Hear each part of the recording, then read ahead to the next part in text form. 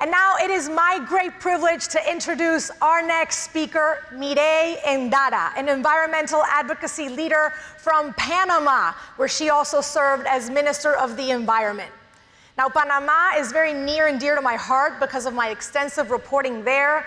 I've gotten to know its remarkable people and its immense natural resources, and Mirei is the powerhouse behind its conservancy.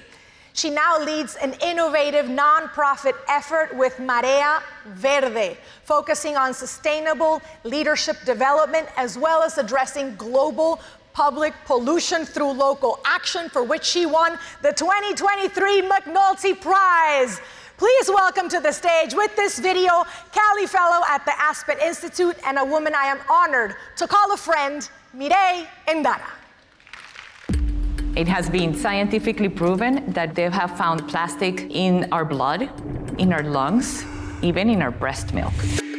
What do we do about that? Around the world, we produce approximately 400 million tons of new plastic in a year, but that will increase to 1.2 billion. That garbage ends up in rivers, and if it's in our rivers, it goes to our oceans.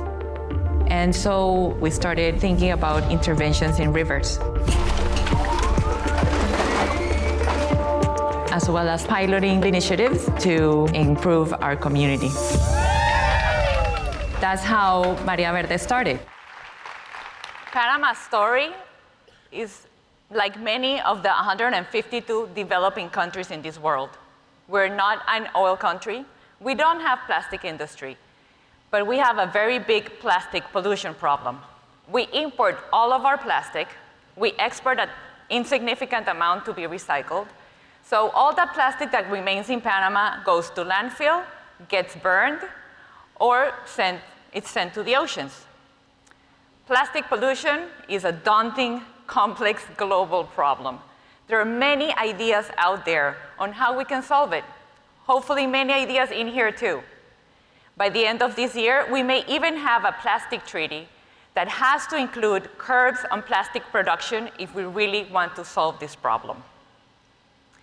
In my experience as former Minister of the Environment and leading nonprofits, I have learned that there's no one action that can solve a complex problem, but rather a myriad of interconnected actions. But what I find in reality, at least in Panama, is that there's a big disconnect from the global to the national to the local level. What gets agreed on international treaties does not translate immediately into effective national policies or solutions for communities. And this disconnect works against progress. And there's no time to waste. 2050, the year by when we will have more plastics than fish in the ocean, is around the corner. So keeping that disconnect in mind, our strategy focuses on rivers and the communities that surround them. Why rivers? Because rivers carry the trash that become 80% of marine debris. So rivers are the most effective place where we can close the tap on marine plastics. Now you saw in the video we have a device. Her name is Wanda. She is modeled after the Baltimore Bay trash wheels.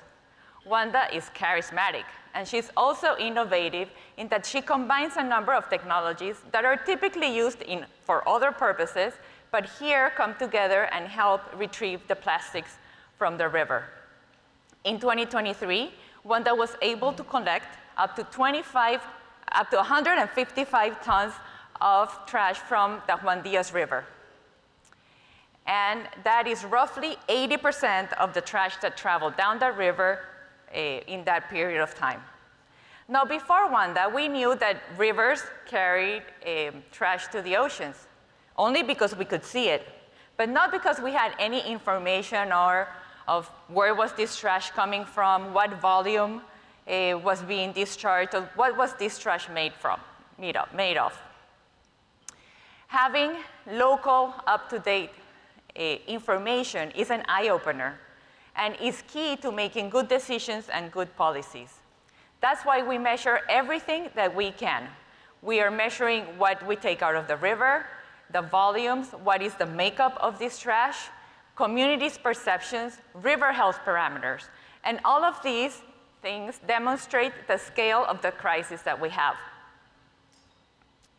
We have mapped where trash enters the river systems, what we call hotspots, using drones and satellite images. And this is valuable information for local governments because then they know where they need to focus their efforts on waste collection. We also use data for community buy-in, using simple exercises like weighing household generation of trash in a 24-hour period made participants more aware of their plastic consumption and therefore more open to participate in our community programs. As a consequence, we were able to divert 116,000 pounds of materials from landfill to oceans. All of this because we were collecting data locally and making it accessible to communities and governments. That leads me into our last area of action, which is community engagement. Nobody likes to live in garbage. But how do we make people connect and engage? We do 4 things. We raise awareness and educate on the problem. We also give them access to alternatives, like these recycling programs. We establish or reconnect with their sense of community, their pride, by making their communities prettier, cleaner, restoring their green areas. And we also establish trust-based relationships, understanding and valuing their needs and values. So in a workshop last January, when we gave out our results for a 2023 program to over 100 community leaders, I was encouraged to listen to their testimonies and their eagerness to keep working with us. I was also proud to see their shift in their perception and their actions. They now felt empowered to be able to demand better services for their communities and for themselves. Our solution works. And we're now scaling our impact to include all 9 rivers in the capital city of Panama, where over half the population of the country lives. While the world figures out a way on how to move forward in tackling plastic pollution, we will be doing our part from the bottom up, bringing solutions to communities, creating capacities, and stopping waste from reaching the oceans. Thank you.